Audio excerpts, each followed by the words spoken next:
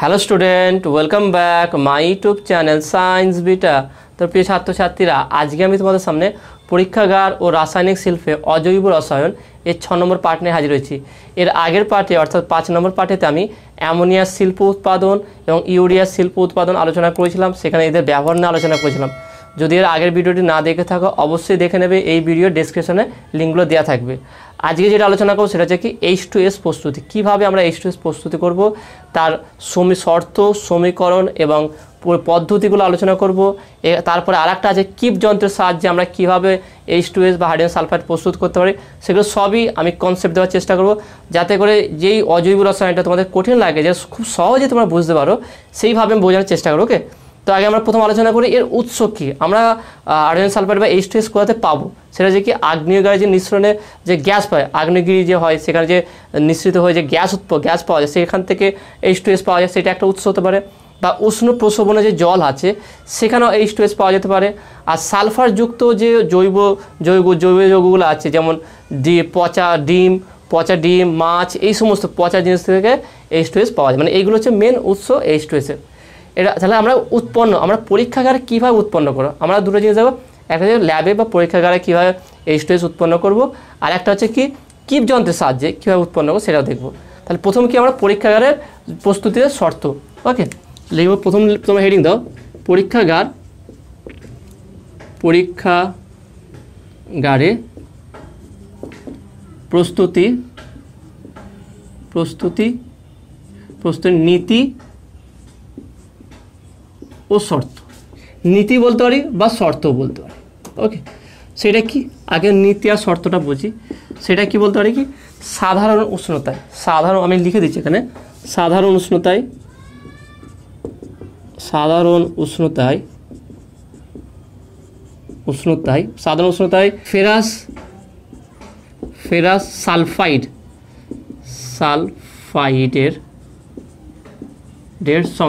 Ferrous সালফাইডের সঙ্গে তাহলে কি বললাম, নর্মাল টেম্পারেচার, রুম টেম্পারেচার যেটা আছে, সাধারণ উষ্ণতায় ফেরাস সালফাইডের সঙ্গে, ফেরাস সালফাইড হচ্ছে কি দেখে নাও, ফেরাস সালফাইড হচ্ছে কি FeS হচ্ছে ফেরাস সালফাইডের সঙ্গে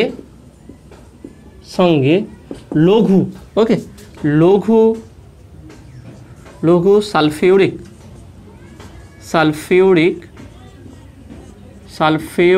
অ্যাসিডের লঘু সালফিউরিক অ্যাসিড হচ্ছে কি H2SO4। ওকে, লঘু সালফিউরিক অ্যাসিডের বিক্রিয়ায় হাইড্রোজেন সালফাইড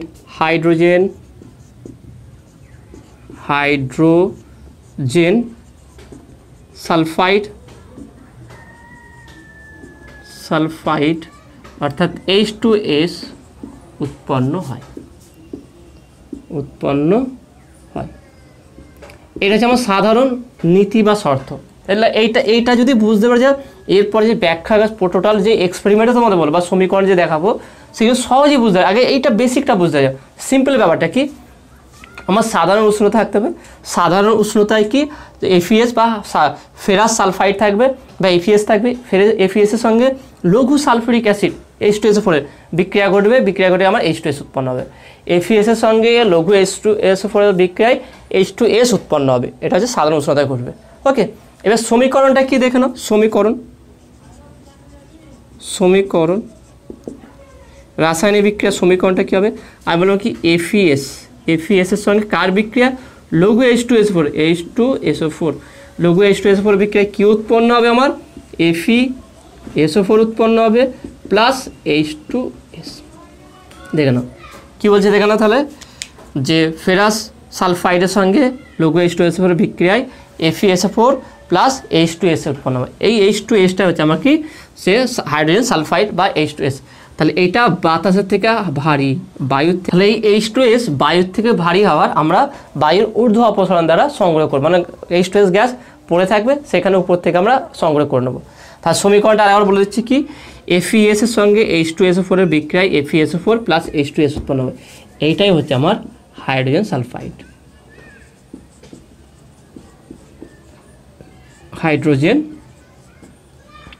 সালফাইড।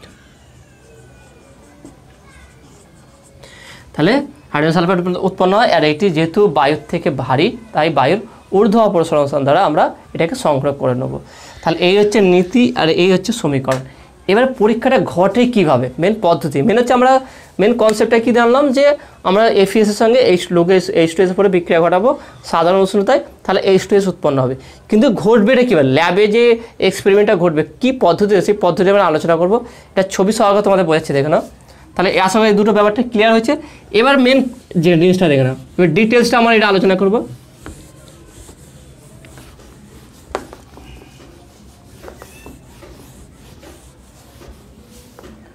তাহলে আমরা পদ্ধতি এটা লিখি, পদ্ধতি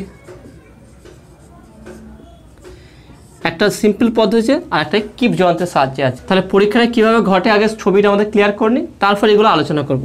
তাহলে প্রথমে আমি একটা আমার দুমুখ খোলা একটা উল্ফ বোতল করবো। তাহলে এখানে উল্ফ বোতল আছে একটা, ওকে। এভাবে এখানে দুটো মুখ আছে।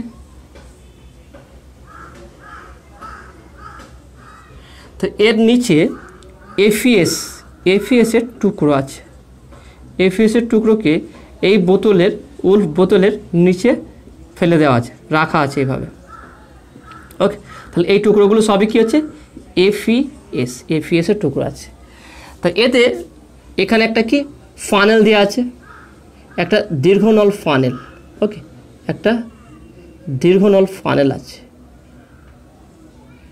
সেই দীর্ঘনল ফানেলের নলটা পুরো একদম নিচে পর্যন্ত থাকবে, এইভাবে থাকবে, ওকে। আর এখানে একটা নির্গম নল আছে সমকোণে বাঁকানো, যেখান থেকে গ্যাস বেরিয়ে যাবে, যেখান থেকে আমার গ্যাস বেরিয়ে যাবে। তাহলে এটাকে বলা হয় কি, দীর্ঘনল ফানেল, দীর্ঘনল ফানেল, ফানেল, ওকে, ফানেল। এটা হচ্ছে আমার উল্ফ বোতল।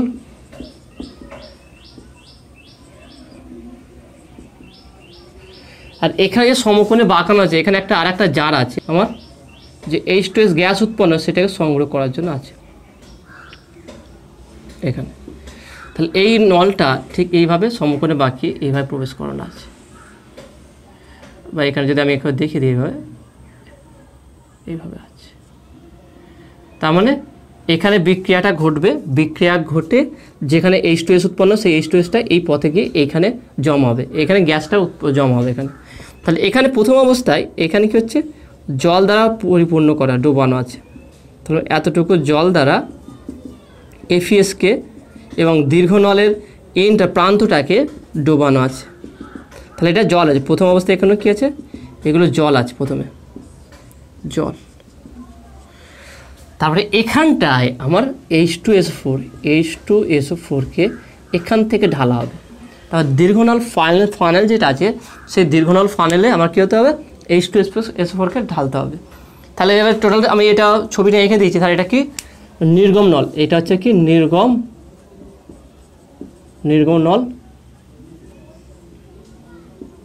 নল ফানেল।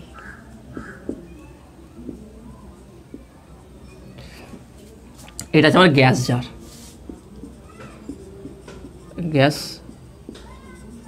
ওকে, এটা আমার গ্যাস। তাহলে এটা হচ্ছে আমার গ্যাস জার, যেখানে গ্যাসটা উৎপন্ন গ্যাসটা জমা হবে, আর এখানে মেন বিক্রিয়াটা ঘটবে। তাহলে ছবিটা প্রায় আঁকা হয়ে গেছে, দেখে নাও। তাহলে এটা হচ্ছে উল্ফ বোতল, একটা দুমুখ খোলা উল্ফ বোতল নেওয়া হবে, সেখানে এফিএসের টুকরো থাকবে, তাতে জল থাকবে, কি জলে ডোবানো অবস্থা থাকবে। এবং এদিক থেকে একটা যে দীর্ঘনল ফানেল ডোবানো থাকবে, তার এন্ডটা এই জলের ভিতরে থাকে, আর একটা নির্গম ফানেলটা উপর দিকে থাকবে, এই জলের সংস্পর্শে থাকবে না, ওকে, এই অবস্থা থাকবে। তাহলে যখন সিস্টেমটা এবার তৈরি হয়ে যাবে, এবারে কি এখানে আমি লঘু সালফিউরিক অ্যাসিড বা সালফিউরিক অ্যাসিডকে ঢালবো, সেই সালফিউরিক অ্যাসিড এই জলের সঙ্গে বিক্রিয়া করে লঘু হয়ে যাবে। আর এই অনুপাত কী হবে, 1:1, লঘু সালফিউরিক অ্যাসিড 1:1, মানে সালফিউরিক অ্যাসিডের সঙ্গে জলটা 1:1 অনুপাতে মিশ্রণ অবস্থা থাকবে। তাহলে এই এখানে এমন পরিমাণ জল রাখতে হবে এবং সেখান থেকে ঠিক সেই অনুপাতে H2SO4কে ঢালতে হবে। ঢাললে এই জল আর এই যে H2SO4 মিশে গিয়ে বা এটা গাঢ় হবে, এখান থেকে এটা মিশে গিয়ে লঘু হয়ে যাবে। যে লঘু সালফিউরিক অ্যাসিড যখনই এখানে H2SO4কে ঢালা হবে, সঙ্গে সঙ্গে এই জলের সঙ্গে বিক্রিয়া করে লঘু হয়ে যাবে। সেই লঘু সালফিউরিক অ্যাসিড এফিএস এর সঙ্গে বিক্রিয়া করে আমার H2S উৎপন্ন করবে এখানে। তাহলে এখানে H2S গ্যাস উৎপন্ন করবে, সেটা এই পথে যাবে, এখানে H2S জমা পড়বে। কী হবে, যেহেতু বাতাসের থেকে ভারী বা বায়ুর থেকে ভারী, তাহলে সেটা উপরের দিকে উঠবে না, নিচে জমা হবে। তাহলে এখানে কি H2S উৎপন্ন হবে। তার সমীকরণটা লিখি। তাহলে এখানে যখনই H2S উপর ঢালা হবে, এখানে এই নল দিয়ে পুরো এখানে চলে আসবে, এখানে সংস্পর্শে আসার ফলে বিক্রিয়া ঘটবে।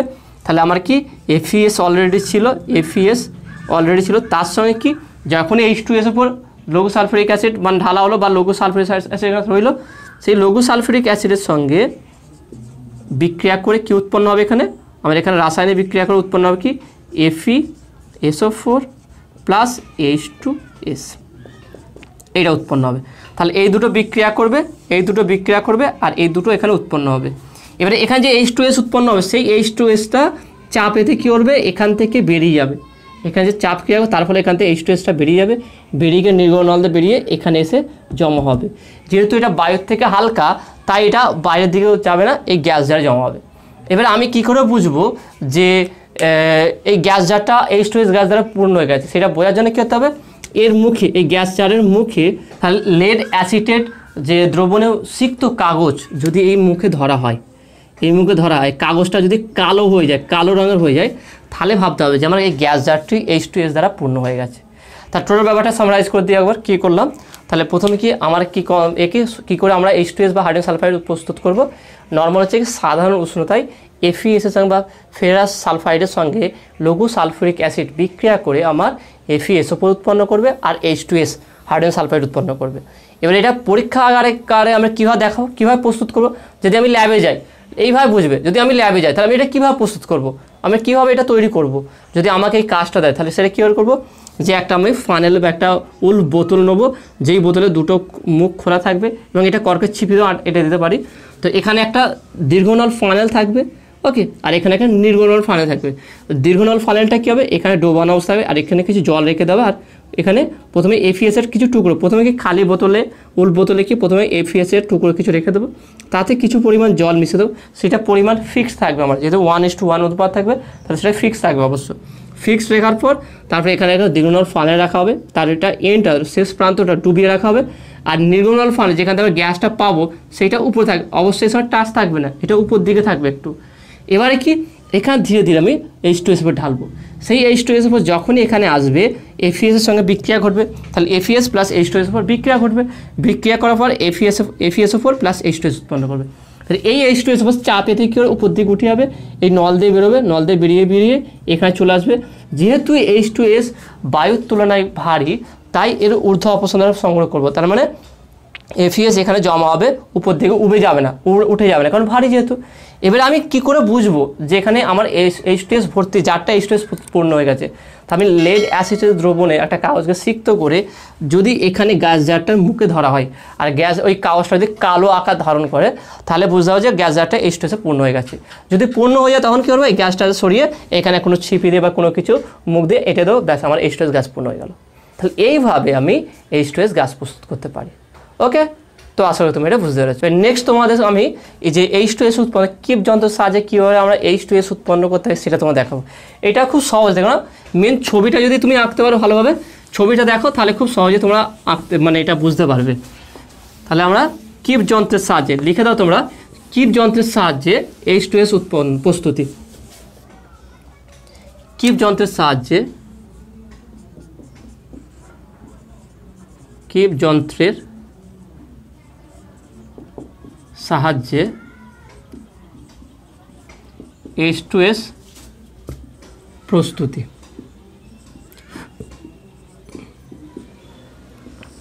ওকে, কিপ যন্ত্রটাকে আঁকি আমরা, ছবিটা কেমন হয় দেখে নাও যন্ত্রটার। এই হচ্ছে আমার কিপ যন্ত্র, ওকে, সেখান থেকে ধরলাম এইটা হচ্ছে আমার গোলতল অংশটা, এখান থেকে আর একটা গোলতল অংশ থাকবে, এখান থেকে সেটা আর একবার দিয়ে দিলাম এরকম। তারপরে এখানটা আর একটা এরকম একটা অংশ থাকবে। তখন এখান থেকে যদি আমি দেখাই, এই হচ্ছে আমার গোলতলটা, এখানটায় আর একটা হবে, এখান থেকে আমার কী করে গ্যাসটা নির্গমন হবে, গ্যাসটা বেরোবে এখান থেকে আবার এইভাবে আসবে, আবার এইভাবে আমরা এটাকে আঁকতে পারি। ওকে, এই সিস্টেম থাকবে। তাহলে এখানটায় এর মুখ হচ্ছে এখানটায়, কিন্তু এর যে এই প্রথম যে গোলতলা আছে সেটা এখান থেকে গিয়ে শেষ হবে না, এইভাবে নিচে পর্যন্ত যাবে। শুধু এইভাবে যাবে না, এইভাবে গিয়ে পুরো টাচ অবস্থায় থাকবে। আর এখানেও ঠিক এইভাবে এখানে মুক্ত হবে এইভাবে। তার মানে এইটা হচ্ছে মেন আমার তল। এর যে এর প্রান্তবিন্দু, এইদিকে একটা প্রান্তবিন্দু আছে, এই দিকেরটা টোটাল এখান থেকে দেখে নাও, এখান থেকে এইভাবে গিয়ে এখানে নিচে নামবে, পুরো নিচে নামবে এইভাবে, এখান থেকে এইভাবে গিয়ে পুরো নিচে নামবে। ওকে, এবার নিচে নামবে। আর এখানটায় আমার হচ্ছে কি মেন, আমি এখানটায় ফানেল বা এখান থেকে যে লঘু সালফুরিক অ্যাসিড সেটা ঢালবো এখান থেকে। এখানটায় প্রথম থাকে যে মিডল, আমি ধরলাম এটাকে ধরলাম এ জার, এটা এ, এটা বি, এটা সি, তিনটে স্টেপ আছে, দেখো তিনটে আছে। বি জারেতে আমি এফিএস এর টুকরো রাখবো।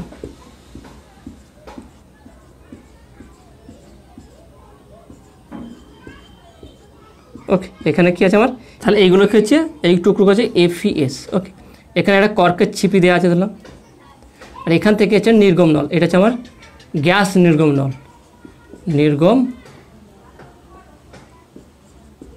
নল। ওকে, এটা হচ্ছে আমার নির্গম নল। এবার এখান থেকে যদি একটা ফানেল দিয়ে দিই, আর আমি সিম্পলভাবে আঁকছি, একটা সিম্পল একটা ফানেল দিলাম। ওকে, এরকম একটা ফানেল। এই ফানেল যদি এখানে একটা কর্কের ছিপি ধরলাম আছে, যেটাকে এটা টাইট করার জন্য এখানে যদি ফানেল দিলাম। ওকে, এই ফানেল দিয়ে যদি লঘু H2SO4 লঘু H2 ঢালি, তাহলে কী হবে, সেই লঘু H2 এখানে আসবে। তাহলে এখানে কী আছে আমার H2SO4 আছে। তাহলে এই H2SO4 এই দিক দিয়ে নামবে, এই দিকে নিচে নামবে, নিচে নেবে, এটা ভর্তি হবে। ভর্তি হয়ে যখনই এই এফিএসের সংস্পর্শে আসবে, দেখে নাও এখানে লঘু H2SO4 ঢালছি, সেটা এখানে ভর্তি হবে, সেটা এখান থেকে সোজা নিচে নামবে, কারণ নিচে নেবে। যখন এটা ভর্তি হয়ে যাবে, ভর্তি হওয়ার সঙ্গে সঙ্গে কী হবে, এখানে যে আমার এখানে যে এটা আছে, যে এফিএস যেটা আছে, সেই এফিএসের সঙ্গে বিক্রিয়া করে সঙ্গে সঙ্গে কী করবে, H2S গ্যাস উৎপন্ন করবে। এখানে H2S গ্যাস উৎপন্ন করবে। এই H2S গ্যাসটা কী করবে, যদি আমি এই কর্কের ছিপিটা খুলে দিই, তাহলে এখান থেকে H2S গ্যাস বেরিয়ে আসবে। ব্যাপারটা ভালো করে দেখে নাও। আর এখানে একটু ফাঁকা টাইপের আছে ধরো। ওকে, এখানটায় একটু ফাঁকা আছে, যাতে করে এখানে লঘু H2SO4 উপর দিকে উঠতে পারে। তাহলে কীভাবে ঘটছে দেখো নাও, এখানে একটা ফানেল আছে, দীর্ঘনাল ফানেল আছে, সেই ফানেল আমি লঘু H2SO4 ঢেলছি। তাহলে লঘু H2SO4 ঢাললে সেটা এখানে জমা হবে, এখান থেকে এই পাইপের থ্রু দিয়ে নিচে নামবে।